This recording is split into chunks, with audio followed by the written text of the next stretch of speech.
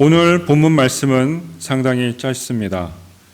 우리가 다만 이뿐 아니라 환난 중에도 즐거워하니 이는 환난은 인내를, 인내는 연단을, 연단은 소망을 이루는 줄 알미로다. 아멘. 제가 이 말씀을 최근에 많이 묵상을 하게 되었기 때문에 여러분과 함께 나누게 되었습니다. 환난이라고 하는 것이 어떤 것입니까? 여러분의 한 주간 삶을 돌아보시거나 여러분의 인생을 한번 돌아볼 수 있으면 좋겠습니다. 혹은 인류 역사를 돌아보면서 어느 때가 환난이었을까 생각을 해볼 수 있으면 좋겠습니다. 자살을 생각해 본 적이 있다거나 이혼을 결심해 본 적이 있다거나 아니면 신뢰하던 배우자로부터, 부모로부터, 친구로부터, 사업 동료로부터 배신을 당한 경험이 있을 때 우리는 그런 것을 환난이라고 부를 만할 것입니다. 동족 상잔의 비극이 일어났을 때 우리는 환난이라고 부를 만합니다. 그리고 아우슈비츠 수용소 같은 곳에 갇혀서 수백만의 종족이 대량 학살당할 때 환난이라고 할 만한 것입니다. 성경에서 헬라어를 살펴보게 되면 여기서 환난이라고 하는 표현을 위해서 사용한 사도 바울이 선택한 단어는 슬립시스라고 하는 헬라어 단어입니다. 사전을 찾아보면 어떤 의미가 나오게 되냐 하면 압력인데 어떤 종류의 압력이냐면 외적인 압력이 아니라 내면적인 압력을 이야기하는 걸 볼 수가 있습니다. 용례를 살펴보면 플라톤이라고 하는 이방 철학자가 우주는 이렇게 해서 생겨나게 되었을 것이다 라고 이야기하는 책이 있는데 그 책에서 얘기를 하기를 하늘이 어떻게 생겨나고 구름이 어떻게 생겨났는가 보이지 않는 어떤 강한 압력이 굉장히 잽싸고 강한 압력이 공기를 쪼개서 구름을 만들고 구름을 쪼개어서 하늘을 이런 하늘과 저런 하늘로 만들었다 이런 식의 표현을 하는 것을 보게 됩니다. 여러분 공기를 쪼개본 적 있으세요? 아무리 빨리 내공을 모아서 하더라도 공기를 쪼개는 것은 쉽지가 않은 것입니다. 아무리 스윙을 빠르게 하더라도 공기를 쪼개지 못합니다. 그런데 이 환난이라고 하는 단어가 그런 공기를 쪼갤 정도의 빠른 스윙으로 맞는 것, 그런 걸 환난이라고 이야기합니다. 두 번째로 많이 사용된 환난이라고 하는 이 슬립시스 단어의 용례가 무엇이냐 하면 짓 이기다 혹은 수동태로 하게 되면 짓 이겨지다. 그리고 그런데 특별히 어떤 부분이 짓 이겨지다라고 얘기하냐 하면 고대 제왕들 보면 자기를 배신했던 신하, 벌 주고 싶었던 사람 아니면 죽이는 건 너무 아까워. 죽이면 고통을 너무 짧게 받잖아. 평생 고통받으면서 수치 속에서 살아가겠다. 이렇게 생각했을 때 제왕들이 주는 형벌이 이 슬립시스, 환난이라는 형벌입니다. 그게 뭐냐 하면 영어로는 castration, 우리말로는 거세라고 합니다. 중국에 있는 사마천이라고 하는 사기를 쓴 유명한 역사가가 당했던 형벌이 궁형이라고 하는 것입니다.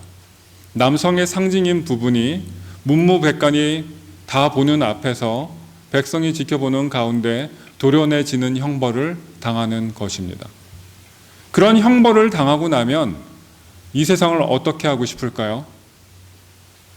살아나갈 자신이 보통 없습니다. 그런 형벌을 당한 사람은 모든 수치를 다 경험하고 나서 자결로 마감하거나 정신병 걸려서 평생을 불행하게 살아가고 집안이 패가 망신을 하게 됩니다. 그런 것이 환난에 속합니다. 사람이 어떨 때 자살을 결심하느냐? 통증이 심하거나 단순히 고통이 심하다고 해서 그런 것을 결심하지 않습니다. 엄청난 수치심 때문에, 엄청난 분노 때문에 내가 바랐던 마지막 마지노선, 이 정도도 내가 기대할 수 없단 말인가 하는 소망이 완전히 끊어졌구나. 거세당한 것처럼, 거세당하게 되면 어떻게 됩니까? 그 집안은 더 이상 지속되지 않습니다. 끊어집니다. 더 이상 소망이 없구나. 씨앗이 없구나. 미래가 없구나. 미래가 없는 나는 오늘이 없구나. 그런데 그런 나의 고통을 아무도 동참해 주지 않고 손가락질하는 것 같은, 이 세상 전체가 나를 비웃는 것 같고 우주 전체가 나를 둘러싸고서 에이 무능한 놈, 너 같은 놈은 살 가치도 없어. 그런 분노와 수치 속에 잠기게 될 때 사람들이 최후의 극단적인 선택을 하는 경우들이 생기는 걸 보게 됩니다. 그것이 환난입니다.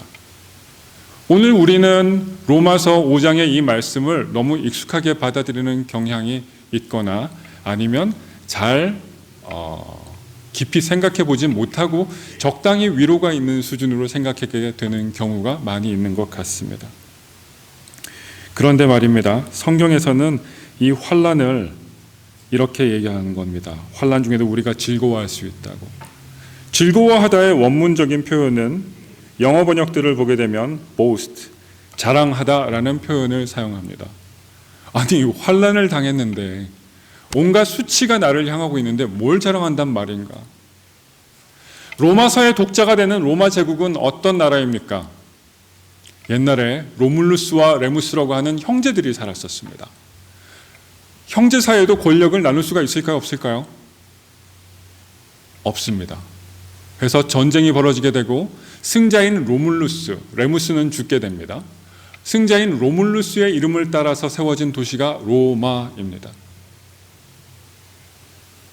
형제를 죽이고 도시를 세운다. 어디서 많이 들어본 이야기 아닌가요? 창세기 4장에 보면 가인이 아벨을 죽이죠. 그러고 난 다음에 하나님이 가인한테 네 동생, 너의 형제 아벨은 어디 있니? 가인이 뭐라고 대답합니까? 모릅니다. 내 직업이 뭐 동생을 지키는 사람 그런 건 줄 아세요? 하나님한테 그렇게 반문하는 존재. 그리고 도시를 쌓아서 하나님의 도성이 아닌 내가 왕이 되고 내가 신이 되어서 다스리는 도시, 그 도시의 왕이 되는 자, 그게 가인입니다. 하나님을 떠나고 하나님을 배반하고 하나님의 신권, 왕권을 찬탈하고 내가 신이 되겠다, 왕이 되겠다 했던 모든 사람들의 생활 속에 있는 문화, 그런 사람들이 세워나가는 가정, 사업장, 공동체, 국가 간의 질서, 그 모든 인간이 세워놓은 것들의 분자 구조는 어떠냐? 그 안에 가인의 DNA가 들어가 있습니다. 그리고 로마 제국의 로물루스의 DNA가 들어가 있습니다. 직접 형제 자매들을 죽이지는 않는다고 하더라도 그들의 고통 속에 동참한다거나 그렇게 하지 않죠. 로마 사람들의 마음속에서는 환난 중에도 자랑한다. 말이 안 되는 겁니다. 로마 사람들은 자살을 일종의 미덕으로 생각하는 경향이 있었습니다. 환난을 당한 자, 남편의 친구에게 겁탈을 당한 여인, 자살함으로써 정절을 지켰다. 사회가 숭상합니다. 죽었습니다. 그러면 불행한 겁니다. 그런데 사회적으로는 숭상합니다. 문화는 그렇게 죽는 건 잘 죽은 거라고, 그 사람 참 정절을 지킨 여인이라고 숭상합니다. 문화적으로 사람들을 세뇌시켜서 그것이 괜찮은 것처럼, 괜찮은 옵션인 것처럼 생각하게 만듭니다. 하나님의 입장에서는 어떻습니까? 내가 내 형상대로 만들었고 진흙에 불과했지만 내 호흡을 그 안에 입 맞춰서 불어넣어줬던 그 존재가 죽임을 당한 겁니다. 속아서. 성경 메시지는 그런데 그런 환난에 대해서 굉장히 다르게 표현합니다. 창세기에 보게 되면 이 환난이라고 하는 단어가 등장하는 게 어떤 대목에서 등장하느냐? 요셉의 형제들 기억하시죠? 아빠한테 요셉이 너무너무 사랑을 많이 받으니까 저놈 어떻게 처리할 방법 없을까? 그러다가 기회가 왔습니다. 아버지는 안 계시고 아버지의 치유의 법권 지역에서 요셉과 마주하게 된 형들, 요셉을 구덩이에 가두고 도와달라, 살려달라, 형들 장난 이제 그만해, 제발 물 좀 줘, 먹을 것 좀 줘, 제발 이제 그만하자 형. 들어주지 않습니다. 지나가던 미디안 노예상인한테 팔아서 요셉은 애굽으로 팔려가서 종노릇 하게 되죠. 팔려가는 순간에도 요셉이 어떻게 했겠어요? 형 이건 아니야, 제발 그러지 마. 그런데 형들이 무심하게 그들을 보냈습니다. 그런데 세월이 지나서 온갖 일들을 다 겪으면서 하나님이 요셉을 다루시고 애굽의 국무총리로 세우신 이후에 형들이 요셉한테 왔을 때 요셉이 굉장히 쉽게 양식을 주는 것 같으면서도 하나씩 트릭을 걸어가지고 형들을 못 살게 구는 장면이 나오죠. 동생 베냐민이라는 애도 데려와라. 니네 거짓말하는지 어떻게 하느냐. 풀어줬다가 막아섰다가 풀어줬다가 죽일 것처럼 그러다가 나중에 형들이 말합니다. 우리한테 환난이 임했다. 큰일 났구나. 우리가 우리 아우의 환난에 대해서 듣지 않았을 때 보지 않았더니 우리한테 이런 화가 당하는구나.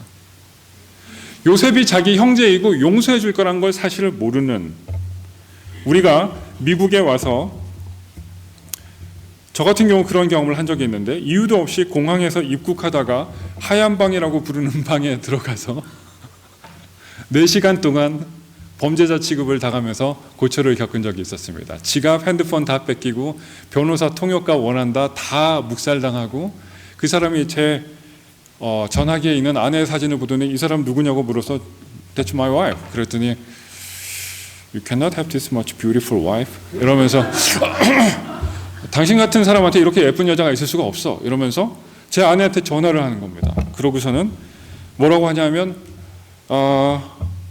당신 남편이라고 하는 사람의 전화기에 여자 사진이 있는데 이 여자가 당신 같지 않다고. 내가 생각할 때 당신 남편이 그 와이프를 2명이거나 2명 이상 가지고 있는 것 같다. 뭐 이런 식으로 이야기를 하는 겁니다. 그러면서 온갖 모욕을 주는데 그 목적이 뭐냐면 제가 한 진술에서 하나라도 진술이 충돌이 되는 부분이 생기면 저를 추방시키겠다거나 뭐 그런 종류의 협박이었습니다. 얼마나 무서웠는지 모르겠습니다. 그럴 때 이런 종류의 환난 같은 느낌이 들었어요. 꼭 내가 거세당한 것 같고 수사관이 저를 놀리고 그런데 그렇게 환난에 속하는 뭐 대단한 것도 아니고 우리가 많이 생각해 볼 만한 거죠. 그런데 요셉 앞에 선 형들이 가졌던 공포, 우리는 꼼짝없이 죽었구나, 우리 아버지를 다시 볼 수가 없게 되나 보다. 그럴 때 환난, 에스더와 모르드게가 하만의 간계에 빠지게 되고 그래서 유대인들이 몰살을 당하게 되는, 우리의 원수들이 생각하는 거세, 하나님의 자녀에 대한 거세는 그런 겁니다. 예수를 믿을 수 없는 환경을 만들어서 비즈니스를 망하게 함으로써 그렇게 하든가, 비즈니스가 너무 잘 되게 함으로써 그렇게 하든가, 친구 관계가 나빠짐으로써 그렇게 하든가, 친구 관계가 너무너무 좋아져서 주님 앞에 오지 못하게 되고 신앙의 공동체를 이루지 못하게 한다거나, 그렇게 함으로써 어떻게 합니까? 모판을 깨트리고 모판을 오염시킵니다. 그렇게 해서 씨를 말리는 방식의 거세. 교회 안에 분쟁이 생깁니다. 교회 안에 세상의 것들이 로마 제국을 형성하고 있던 그 DNA가 교회 안으로 퍼져 들어와서 교회 안에서 씨를 뿌립니다. 우리가 그렇게 세상에서 교육받으면서 그런 학습을 더 열심히 하라면서 리버럴 아츠 스쿨을 보내고 좋은 학교를 보내고 자녀들 그렇게 하는 동안 자녀들의 마음속에다가 우리가 주님의 소망의 씨앗을 담궈주는 것이 아니고 이 세상에 로물루스의 씨앗, 가인의 씨앗을 담궈주는 것입니다. 그래서 어려움이 있는데 부모들이 어려움을 많이 겪었기 때문에 자녀들이 교회를 떠나는 것이 아닙니다. 부모들 안에 있는 신앙의 DNA가 열매를 맺는 것이 신앙의 열매가 아니기 때문에 저런 역겨운 걸 왜 고생스럽게 한담? 난 떠나겠어. 의미를 모르니까. 사탄은 이 시대에도 우리들을 그렇게 압박해 들어오는 것을 볼 수 있습니다. 때로는 우리한테 처절한 비즈니스상의 아픔, 인간관계의 아픔, 내 자아가 붕괴되는 아픔을 줘서 우리를 망가뜨리려고 하고 하나님의 징벌 아래 우리를 두게 하려고 우리를 유혹합니다. 그렇게 해서 하나님의 씨를 우리에게 말리려고 합니다. 궁극적인 하나님의 씨, 여인의 후손 누구이십니까? 예수 그리스도이십니다. 예수 그리스도께서 우리의 자리에서 받으신 그 형벌을 생각해 보십시오. 그것이 환난입니다.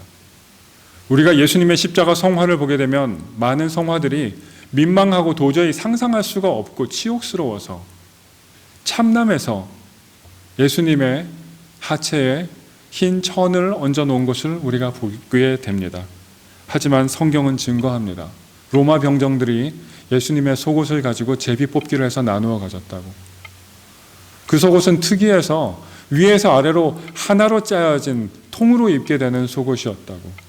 자기네 기념품으로 가지기 위해서 그것은 찢지 말고 나누자 이렇게 합니다. 그리고서 돌아가십니다. 온갖 세상의 모든 치욕을 죄 없으신 하나님의 아들께서 담당하고 돌아가십니다. 거기서 스토리가 끝난 것이 아니라는 게 문제입니다. 도리어 부활로 나오신 후에 성령의 능력으로 부활하사 우리 예수께서는 하나님의 아들로 선포되셨습니다. 그것이 우리에게 오늘도 아멘이며 우리가 환난 중에도 자랑할 만한 것이 되는 것입니다. 다만 이뿐 아니라 우리가 환난 중에도 즐거워하나니 환난 중에도 자랑하나니 누구를 자랑한다는 겁니까? 예수 그리스도, 죄가 없으시지만 우리를 환난 가운데 궁극적인 인간의 모든 역사, 우주의 역사의 그 잘못된 순환 논리에서 그 악순환에서 우리를 구원하러 오신 우리 그 주님, 세상의 왕과 달리 형제를 살인하시는 분이 아니라, 그리고 사람들을 너 내 말 안 들으면 죽여버릴 거야, 내가 너 파이어 할 수 있어, 내가 네 비즈니스 망가뜨릴 수 있어, 너 따윈 아무것도 아니야, 이렇게 말하는 세상의 세력자들과 같지 않고 이 주님께서는 오셔서 섬기시고 오셔서 우리에게 갈 바를 알지 못하는 우리들에게 빛을 주시고 갈 길을 알려주시고 가르쳐 주시고 우리들을 살려주십니다. 우리 자리에서 대신 죽으실 뿐만 아니라 부활로 나가는 길 주님께서 여셨습니다. 그래서 자랑하는 겁니다. 그래서 예수 안에 있는 자, 이 세상의 DNA를 내가 이제부터 부정합니다. 나 오늘부터 이 세상의 피라미드, 이 세상의 궁전을 향해서 가고 파라오의 식탁에 앉기를 소망하던 그런 내 삶의 모든 분자 구조와 세포 구조와 DNA를 나는 버리고 주님께로 돌아섭니다. 그렇게 해서 주님 앞으로 나오는 모든 사람들은 환난을 당하더라도 여기서 끝을 보겠다는 생각을 할 이유가 전혀 없습니다. 왜냐하면 환난은 인내를 이룬다고 하기 때문입니다. 얼마나 인내를 해야 돼요? 그런데 요한계시록에서는 환난은 고작해야 10일뿐이라고 이야기를 해줍니다. 이 환난이 10일밖에 안 갈 거라는 생각으로 여러분 매일 아침 그 환난, 여러분이 당하시는 환난에 대해서 선포하시고 힘을 얻으시기 바랍니다. 인내는 연단을 이룬다고 합니다. 그런데 이 연단이라고 하는 것이 언어를 보게 되면 그 사람으로 치게 되면 캐릭터, 인품, 성품을 이루게 된다고 이야기합니다. 인문학에서는 이걸 부정합니다. 심리학 공부하신 분들은 아시겠지만 심리학자들이 많이 인정하는 테스트는 아니지만 MBTI라고 하는 테스트가 있습니다. 그 테스트는 사람들을 16가지 기질로 분류를 하면서 이렇게 이야기합니다. 성격은 바뀔 수 있는데 기질은 안 바뀌어요. 무슨 말인지 알 수 있겠으십니까, 여러분? 성격은 바뀔 수 있는데 기질은 안 바뀌어요. 아무리 해도 변화될 수 없다고 얘기를 하는 겁니다. 그런데 로마서는 다르게 말합니다. 환난과 인내 속에서 우리의 성품이 바뀐다고 이야기합니다. 마치 철을 가지고서 더 강한 철을 만들기 위해서 풀무질을 하고 담금질을 하는 것처럼 우리 신앙의 캐릭터가 바뀌게 된다고, 더 강해지고 더 예수 그리스도를 반사하는 캐릭터로 바꿔지게 한다고 하는 겁니다. 우리 안에 그런 퀄리티가 있었는데 그게 액티베이트 된다 이런 얘기하는 게 아닙니다. 그 환난을 사탄은 우리를 시험에 들게 넘어뜨리려고 하고 우리 공동체를 분리시키려고 하고 그렇게 해서 우리를 마음대로 조물락조물락해서 우리를 처참한 꼴로 만들려고 그렇게 노력을 합니다. 그런데 주님께서는 동시에 그걸 허락하시면서 그것을 이용하셔서 당신의 자녀들의 퀄리티에 맞는 인내를 훈련시키시고 하늘나라 천국 백성의 천국 시민권자에 합당한 그런 캐릭터를 이루게 하신다고 합니다. 그 가운데에서 그 캐릭터 속에서 우리는 소망이 헛된 게 아니란 걸 깨닫게 되고 결국엔 그 소망이 내 눈앞에 물질적으로 만져볼 수 있게 숫자로 세어볼 수 있게 뭔가 닥쳐진 것은 절대 아닌데 실체적인 소망, 우리 예수 그리스도와 내가 하나가 되는 것, 우리가 세상에서 주는 고통의 정도와 빚의 정도나 수치의 정도와 상관없이 우리가 자유인으로서 예수 안에서 예수처럼 살아가게 되는 삶으로 점점 우리가 바뀌어가는 것, 그런 소망을 우리에게 이루어준다고 이야기합니다. 그래서 여러분, 환난이 여러분한테 닥쳤습니다. 이 시대 자체가 우리의 신앙을 부정하고 신앙의 씨앗을 죽이려고 하는 것 같습니다. 우리 오늘 하루의 삶이, 오늘 하루의 장부가, 최근의 추세가, 시장 경제 동향이 우리에게 계속 믿음을 지속할 수 없다, 하나님 계속 믿으면서 갈 수 없다, 이렇게 얘기해 주는 것 같습니다. 내 결혼 생활이 때로 나한테 그렇게 얘기해 주는 것 같고 우리 자녀들과의 관계가 그렇게 되는 것 같고 그럴 때가 있습니다. 하지만 괜찮습니다. 왜냐하면 그 환난을 사용하셔서 하나님은 우리가 하나님과 동화되기 위해서 반드시 버려야 되는 것, 우리 안에 있는 암들을 제거하시기 때문입니다. 우리가 너무 돈을 사랑해서 하나님을 믿지 못하는 사람도 있습니다. 환난을 통해서 하나님이 돈을 가져가십니다. 뿐만 아니라 환난을 통해서 우리가 직면하게 하십니다. 그래서 요셉의 형들이 우리 동생을 우리가 그렇게 했더니 우리가 이런 환난을 겪는구나 라는 자기 직면을 하게 해주시는 것처럼 우리 각자에게 내가 돈을 너무 좋아해서, 내가 성적인 것에 너무 환장해서, 내가 자녀의 성공, 나의 성공, 그런 것에만 눈이 멀어 있었더니 하나님이 이런 일을 허락하시는구나. 자기 직면을 하게 해주십니다. 자기 직면까지만 하게 해주고 그냥 내던져 버리면 이건 고문이죠. 그런데 주님은 수술을 하십니다. MRI를 찍고 CT 스캔을 뜨는 것처럼 우리 내면의 삶의 동인이 되던 신앙인처럼 살고 있었던 것 같았는데, 혹은 나는 참 나 혼자서 괜찮은 사람 같았는데 내 안에 있었던, 내 심장 속에 있었던 에너지, DNA가 무엇인지가 환난을 통해서 밖으로 드러나게 됩니다. 아무도 아멘, 할렐루야. 내가 암이 있다는 사실을 병원에 가서 검사를 하다 알게 됐어요. 그러면 여러분, 그 다음 선택은 뭐죠? 암 초기입니다. 암 2기입니다. 의사 선생님이 이렇게 얘기했을 때 아유, 그만 나는 그렇게 살다 치울랍니다. 이렇게 얘기하시는 분들은 아마 웬만하면 안 계실 것 같습니다. 환난을 통해서 하나님은 MRI를 찍어주세요. 우리한테 돈 차지 안 하십니다. 환난을 통해서 CT 스캐너를 해주시고 온갖 검사를 하신 후에 우리가 직면할 수 있게 해주세요. 이것 때문에 내가 자유를 못 누렸구나. 이것 때문에 내가 신앙은 있었는데 신앙인처럼 살지 못하고 내 삶에 에너지가 없었구나. 하나님 믿는다고 하면서 항상 수치스럽고 주눅들어서 살고 파워가 내가 없었구나. 소망이 없었구나. 그때마다 자살 충동에 시달렸었구나. 가정을 포기하고 싶었었구나. 그렇게 유혹에 쉽게 넘어가는 거였었구나. 환난을 통해서 우리 주님은 직면하게 하시고 함께 진단하시고 그것들을 제거하시고 새로운 인격을 빚어주십니다. 여러분 모두가 그래서 환난당한 여러분 자신에게, 여러분 친구들에게, 공동체 식구들에게 예수 안에서 괜찮습니다를 선포해주고 위로하는 주님의 대사들이 되시면 좋겠습니다. 주님께서 십자가를 지시면서 그 환난을 다 담당하셨습니다. 그것이 오늘 여러분에게 실체가 되고 저에게 실체가 되고 또 우리 주변에 수많은 환난당한 사람들, 그런데 그 환난의 의미를 잘못 해석하는 사람들에게 가서 그 해석의 고리를 끊고 복음을 전하실 수 있는 여러분 되시면 좋겠고, 그런 사람들을 여러분의 공동체 안에 품고 안아서 예수 그리스도의 부활의 정신으로, 십자가의 정신으로, 그 능력으로 우리가 함께 그들을 예수께로 데리고 가고 함께 그가 복음 안에서 살아나가는 것을 보고 우리가 이 지역사회를 섬기면 좋겠고 세계로 뻗어나가는 여러분 되시면 좋겠습니다.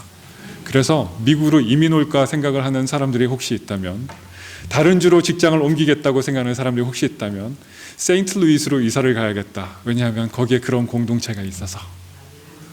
그게 여러분의 공동체가 되고 그런 예수의 흔적, 십자가의 흔적이 살아있는 펑펑 쏟아지는 하나님의 사랑, 그 위로로 여러분에게 쏟아진 그 흔적이 사람들한테 선전되면 좋겠습니다. 로마서 5장 5절 이하를 우리가 함께 읽어보면 좋겠습니다. 로마서 5장 5절에서 8절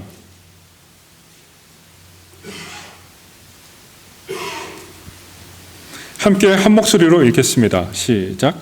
소망이 부끄럽게 아니함은 우리에게 주신 성령으로 말미암아 하나님의 사랑이 우리 마음에 부은 바 됨이니 우리가 아직 언약 역할 때에 기약대로 그리스도께서 경건치 않은 자를 위하여 죽으셨도다. 의인을 위하여 죽는 자가 쉽지 않고 선인을 위하여 용감히 죽는 자가 혹 있거니와 우리가 아직 죄인 되었을 때에 그리스도께서 우리를 위하여 죽으심으로 하나님께서 우리에게 대한 자기의 사랑을 확증하셨느니라. 아멘. 기도하겠습니다.